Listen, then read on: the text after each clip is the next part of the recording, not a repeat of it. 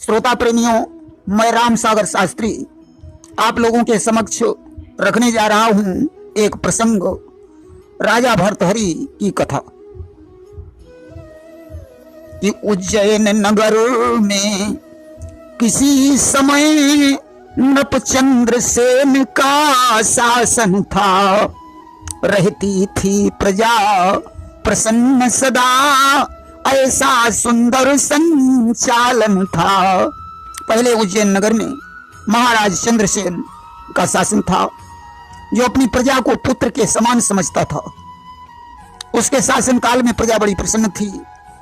महाराज चंद्रसेन की रानी का नाम रूप देवी था, जिसने 2 पुत्रों को जन्म दिया, भर्तहरि और विक्रमादित्य।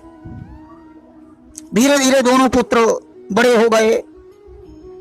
राजा भर्तहरि का विवाह सिंघल द्वीप की राजकुमारी पिंगला के साथ कर दिया और भर्तहरि को राज समर्पित करके भगवान का भजन करने चले गए। कि बरबस राज सुतहि नपुदीना, तपहित गवन भूपो बन कीना। अब भर्तहरि उज्जैन का राजकाज देखने लगे। राजा तो बड़ा धर्मनिष्ठ और ज्ञानी था, भगवान शंकर का परम भक्त था, परंतु उसकी रानी पिंगला कुटिल हृदय की थी। पिंगला बड़ी रूपवती थी कि उसके शरीर की शोभा से रति प्रभा मंद पड़ जाती थी। उसके उजले मुख की आभा बिजली का मान घटाती थी। राजा को शासन सत्ता का काम संभालते हुए रानी से मिलने के लिए बहुत कम समय प्राप्त होता था, क्योंकि महाराज भर्तहरि जानते थे कि जासुराज प्रिय प्रजा दुखारी, सोनप अवश्य नरक अधिकारी। जिस राजा के राज्य में प्रजा दुखी रहती है, वह राजा नरक का अधिकारी होता है। परंतु भर्तहरि अपनी रानी पिंगला को बहुत चाहते थे। गोस्वामी तुलसीदास जी ने लिखा है कि राखिए नारी यद्यपि उर्माही, युवती शास्त्र भूप बस नाही। स्त्री को भले ही अपने हृदय में स्थान दे दिया जाए, परंतु युवती, शास्त्र और राजा कभी किसी के बस में नहीं होते हैं। कि भ्राता पिता पुत्र उर्गारी, पुरुष मनोहर निरखई नारी। भाई हो या पिता हो, भले ही पुत्र क्यों न हो, स्त्री सिर्फ मनोहर पुरुष को देखती है। पिंगला ने जिस समय अश्वपाल को देखा, उस पर मोहित हो गई। अब तो अश्वपाल से इसे प्रेम हो गया। दोनों छुप छुप कर एक दूसरे से मिलने लगे। एक बार विक्रमादित्य ने इन्हें मिलते हुए देख लिया, भर्तहरि को बताया, परंतु भर्तहरि अपनी रानी पर आंख बंद करके विश्वास करते थे। उन्होंने कहा, विक्रम, भले ही सूर्य पूरब के बजाय पश्चिम में निकले, भले ही चंद्रमा में आग पैदा हो जाए, परंतु ऐसा होना असंभव है।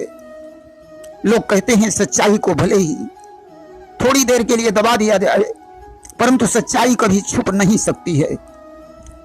विक्रमादित्य भी जानते थे, आज मेरे भाई को मेरी बातों पर विश्वास नहीं हो रहा है, तो किसी न किसी दिन सच्चाई सामने आ ही जाएगी। एक रोज की बात है, महाराज भर्तहरि का सुंदर दरबार लगा हुआ था कि सजा हुआ था शांतिमय भूपति का दरबार। बैठे थे आनंद में सभी सूर सरदार। सभी सूर सरदार आनंद से बैठे हुए थे। उसी समय अलख निरंजन शब्द का उच्चारण करते हुए गुरु गोरखनाथ जी आ गए। सभी ने उठकर उनका स्वागत सत्कार किया। राजा भर्तहरि ने सिंहासन से उतरकर गुरु जी के चरणों में सादर प्रणाम किया। गोरखनाथ ने चिरंजीव भव का आशीर्वाद दिया और राजा के मस्तक की रेखाओं का अवलोकन करने लगे।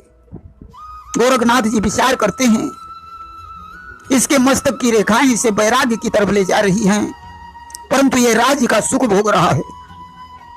कोई बात नहीं, अभी राज्य का सुख भोग लेने दो, परंतु अति शीघ्र ही यह राजा संत बनने वाला है। मस्तक की रेखाएं देखने के पश्चात गोरखनाथ ने वहां से प्रस्थान करने का विचार किया।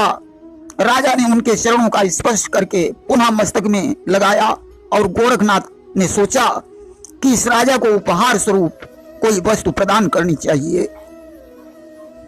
आज झोली में हाथ डाला, एक अमर फल निकाला और राजा को दे दिया। गुरुजी ने कहा, राजन, यह अमर फल है, जो इसे खा लेगा वह हमेशा जवान बना रहेगा, कभी बूढ़ा नहीं होगा। अलग निरंजन कहा और गुरुजी चले गए। अब राजा विचार करने लगा, इस फल को खाकर मैं क्या करूंगा? अच्छा तो यह होगा, इसे मैं अपनी रानी पिंगला को खिला दूं तो वह हमेशा युवती बनी रहेगी। आज तो राजा उस फल को लेकर अपनी रानी पिंगला के पास पहुंचा। उसने कहा, प्रिय, यह अमर फल है, तुम इसे खा लोगी तो हमेशा युवती बनी रहोगी। मैं तुम्हें हमेशा इसी प्रकार का ही देखना चाहता हूं। फल देकर भर्तरी राज दरबार को चले गए। मौका पाकर रानी अश्वपाल के पास पहुंची। उसने कहा, यह अमर फल है, इसे खाकर तुम हमेशा जवान बने रहोगे, इसलिए ऐसा करो, यह फल तुम खा लो। अश्वपाल ने विचार किया, मैं अमर होकर क्या करूंगा? लाओ यह फल अपनी मित्र राज नर्तकी को खिला देता हूं, वह हमेशा तरुण बनी रहेगी। उसने वह फल उस वैश्या को दे दिया। वैश्या ने विचार किया, मैं अपनी जिंदगी से वैसे भी ऊब चुकी हूं, अब तो मुझे भगवान का भजन करना चाहिए। अस्तु, लाओ यह फल राजा भर्तरी को दे देती हूं, वे इसे खाकर जवान बने रहेंगे, बहुत दिनों तक प्रजा की देख रेख हो जाएगी। आज नर्तकी ने वह फल लेकर राजा भर्तरी के पास पहुंची और उसने कहा, महाराज, यह अमर फल है, इसे खाकर तुम हमेशा जवान बने रहोगे। इस प्रकार प्रजा की भलाई ज्यादा दिनों तक हो जाएगी। राजा ने ज्यों ही उस फल को देखा, विचार करने लगे, यह तो वही फल है जिसे मैंने अपनी रानी पिंगला को दिया था। नर्तकी से पूछा, यह फल तुम्हें किसने दिया? नर्तकी ने कहा, महाराज, यह फल मुझे अश्वपाल ने दिया था। राजा ने अश्वपाल को बुलाकर पूछा, यह फल तुम्हारे पास कैसे पहुंचा? उसने कहा, यह फल तुम्हें किसने दिया? अश्वपाल ने कहा, महाराज, मुझे यह फल महारानी जी ने दिया था। आज राजा उस फल को लेकर महलों में पहुंचा। उसने रानी पिंगला को बुलाया और कहा, रानी, मैंने तुम्हें जो फल दिया था उसका क्या हुआ? रानी बोली, उसे तो मैंने खा लिया। भर्तरी बोले, कितना झूठ बोलोगी, अगर तुमने फल खा लिया तो ये फल मेरे पास कहां से आया? आज रानी की नजरें शर्म से नीचे झुक गईं। भर्तरी ने कहा, रानी, मैंने तुम्हारे ऊपर कितना भरोसा किया था और तुमने मुझे कितना बड़ा धोखा दिया। मैं तुम्हारी सारी हकीकत जान चुका हूं। आज तो इसी समय मैं इस राजभवन को छोड़कर वैराग्य ले रहा हूं।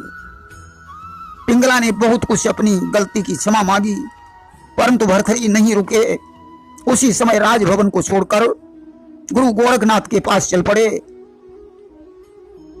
देखिए, अमर फल को लेकर लोगों का ऐसा विचार भी है कि भर्तरी के राज्य में एक जयंत नामक ब्राह्मण रहता था, जिसने देवराज इंद्र की घनघोर तपस्या की। इंद्र ने प्रसन्न होकर उसे अमर फल प्रदान किया और कहा कि ये अमर फल है, इसे खाकर तुम अमर हो जाओगे। जयंत बड़ा परोपकारी ब्राह्मण था। उसने सोचा कि यह फल प्रजा भक्त राजा भर्तरी को दे दिया जाए तो अच्छा रहेगा, इसलिए उसने वह फल राजा भर्तरी को दे दिया। वहीं राजपाट छोड़ने का एक दूसरा कारण भी बताया जाता है कि एक बार राजा भर्तरी पिंगला को साथ में लेकर घोड़े पर बैठकर शिकार खेलने के लिए एक जंगल में पहुंचे। उस रोज उन्हें कोई शिकार नहीं मिला। राजा निराश होकर जिस समय वापस लौट रहा था, रास्ते में उसने एक हिरण के पीछे 700 हिरनियों का एक झुंड देखा। देखकर राजा बड़ा प्रसन्न हुआ। उसने धनुष पर बाण चढ़ाया और ज्यों संधान करना चाहा, पिंगला ने हाथ पकड़ लिया। बोली, स्वामी, इस हिरण को मत मारो, इसके मरने पर 700 हिरनियां विधवा हो जाएंगी। पिंगला के मना करने पर भी राजा ने बाण का संधान कर दिया। हिरण मरणासन्न अवस्था में जमीन पर गिर पड़ा। उसने कहा, राजन, मुझे मारकर तुमने अच्छा नहीं किया। अब तुम्हें मेरी एक आज्ञा निभानी होगी। तुम हमारे सींग संगी बाबा को दे देना और हमारी दोनों आंखें किसी चंचल स्त्री को दे देना, हमारी चर्म किसी तपस्वी महात्मा को दे देना और हमारे चारों पैर किसी चोर को दे देना। इसके बाद शेष शरीर किसी पापी राजा को दे देना। अब तो राजा चक्कर में पड़ गया। उसने हिरण के शरीर को घोड़े पर रख लिया और चल देता है। रास्ते में उसकी भेंट गुरु गोरखनाथ से हो गई। उन्हें प्रणाम करके राजा ने उस हिरण की सारी घटना बताई। हाथ जोड़कर निवेदन किया कि आप तपस्वी हैं, मैं आपसे याचना कर रहा हूं, इस हिरण को जिंदा कर दो। गोरखनाथ ने कहा, राजन, मैं इसे जिंदा कर सकता हूं, परंतु तुम्हें एक वचन देना पड़ेगा। भर्तरी ने कहा, मांगो। गोरखनाथ बोले कि हिरण के जिंदा होने पर तुम्हें राजपाट छोड़कर हमारा शिष्य बनना पड़ेगा। राजा ने स्वीकार कर लिया। गोरखनाथ ने हिरण को जिंदा कर दिया। राजा भर्तरी ने उसी समय घोड़े से उतरकर रानी पिंगला को छोड़कर गोरखनाथ का साथ पकड़ लिया। वहीं मतांतर में ऐसा भी कहा जाता है कि एक बार राजा भर्तरी ने एक घटना देखी कि एक स्त्री का पति मर गया और उस स्त्री ने जलती हुई चिता में कूदकर अपना शरीर भस्मसात कर दिया। राजा पिंगला को बहुत चाहते थे। यह घटना जाकर उन्होंने अपनी रानी पिंगला को सुनाई। पिंगला ने कहा, स्वामी, मैं तो आपको इतना चाहती हूं कि आपका यदि कुछ हो जाए तो मैं सुनते ही अपने प्राणों को छोड़ दूंगी। राजा भर्तरी ने विचार किया कि देखें पिंगला सत्य कहती है या असत्य। एक दिन शिकार खेलने चले गए और वहां से खबर भिजवा दी कि जंगल में महाराज भर्तरी को एक नाहर ने मार डाला है। यह सुनते ही पिंगला ने अपने शरीर को छोड़ दिया। गुरु गोरखनाथ ने पिंगला को जीवित कर दिया, परंतु भर्तरी को अपना शिष्य बना लिया।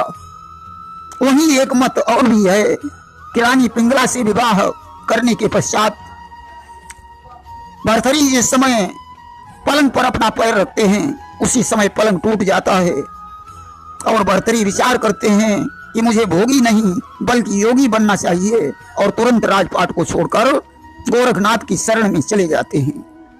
खैर जो भी हो, महाराज भर्तरी गुरु गोरखनाथ की शरण में पहुंचे। गोरखनाथ ने कहा, राजन, काम, क्रोध, मद, लोभ, मोह और अहंकार से जब व्यक्ति दूर हो जाता है तभी संत बन सकता है।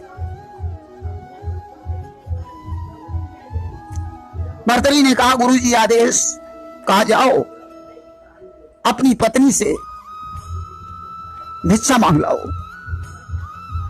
भर्तरी अपनी पत्नी के द्वार पर पहुंचे। बोले, भिक्षाम देहि। पत्नी भिक्षा लेकर आई। उसने भर्तरी को पहचान लिया और भिक्षा देने से इनकार कर दिया। भर्तरी ने कहा, यह हमारी परीक्षा का समय है, इसलिए तुम्हें भिक्षा देनी पड़ेगी। पत्नी लाचार हो गई। उसने भर्तरी को भिक्षा प्रदान की। जब भर्तरी भिक्षा लेकर वापस लौटे हैं तो गुरुजी ने कहा, लकड़ियां तो हैं ही नहीं, जाओ जंगल से लकड़ियां ले आओ। भर्तरी ने हाथ में कुल्हाड़ी उठाई और जंगल से लकड़ियों का गट्ठर अपने सिर पर लादे हुए आ रहे थे। गुरुजी ने अपने शिष्य अवहर से कहा, जाओ धक्का देकर इस गट्ठर को गिरा दो। शिष्य ने धक्का मारकर भर्तरी को गट्ठर सहित जमीन पर गिरा दिया। भर्तरी को कोई गुस्सा नहीं आया। जैसे तैसे बेचारे उठे, गट्ठर उठाया और सिर पर लाद कर चल दिए। शिष्य ने कहा, गुरुजी और परीक्षा लीजिए। गुरुजी ने रास्ते में योग बल से एक सुंदर महल की रचना कर दी जिसमें तमामों युवक और युवतियां मौजूद थे। युवतियां उनका स्वागत सत्कार करने के लिए दौड़ी, परंतु भर्तरी पर उनका कोई प्रभाव नहीं पड़ा। गुरुजी ने शिष्य से कहा, भर्तरी काम, क्रोध, लोभ, मोह से विरक्त हो चुका है। अवहर ने कहा, गुरुजी अब कोई कठोर परीक्षा लीजिए। गुरुजी ने कहा, भर्तरी शिष्य बनने के लिए अब तुम्हें 1 महीने नंगे पैरों गर्म रेती में चलना पड़ेगा। भर्तरी ने स्वीकार कर लिया। बेचारे 6 दिन तक तप्त बालू में चलते रहे। गुरुजी अदृश्य अवस्था में शिष्यों के सहित ये सब देख रहे थे। उन्होंने रास्ते में योग बल से एक वृक्ष खड़ा कर दिया और भेष बदलकर भर्तरी के पास पहुंचे। बोले, विकट धूप पड़ रही है, ऐसा करो तुम इस वृक्ष की छाया में बैठ जाओ। भर्तरी ने कहा, गुरुजी का आदेश नहीं है। आगे चलकर गुरुजी ने कांटे और झाड़ियां पैदा कर दी। अब तो भर्तरी के पैरों में कांटे चुभने लगे। झाड़ियों से उलझकर उनके वस्त्रों के टुकड़े टुकड़े हो गए, परंतु उन्होंने अपना साहस नहीं छोड़ा। अब तो गोरखनाथ ने ऐसी उमस पैदा कर दी कि भर्तरी को विकट प्यास लगाई। गुरुजी ने योग बल से एक वृक्ष के नीचे जल से भरा हुआ एक घड़ा प्रकट कर दिया। भर्तरी पानी पीना चाहते थे, परंतु विचार करते हैं इस मरुभूमि में वृक्ष और पानी का होना असंभव है। हो सकता है यह परीक्षा का अवसर हो। अस्तु, मुझे पानी नहीं पीना चाहिए। तभी गोरखनाथ जी प्रकट हो गए। उन्होंने कहा, धन्य है भर्तरी, मैं तुम्हारी लगन पर बहुत प्रसन्न हूं, कोई वरदान मांग लो। भर्तरी ने कहा, गुरुजी, मैं तो सिर्फ आपके चरणों की भक्ति चाहता हूं। गुरुजी ने कहा, मैं तुम्हारी भक्ति से प्रसन्न हूं। आज गोरखनाथ ने भर्तरी को अपना शिष्य स्वीकार किया और दीक्षा प्रदान की। भर्तरी उज्जैन की एक गुफा में बैठकर तपस्या करने लगे। प्रेम से बोलिए वृंदावन बिहारी लाल की जय।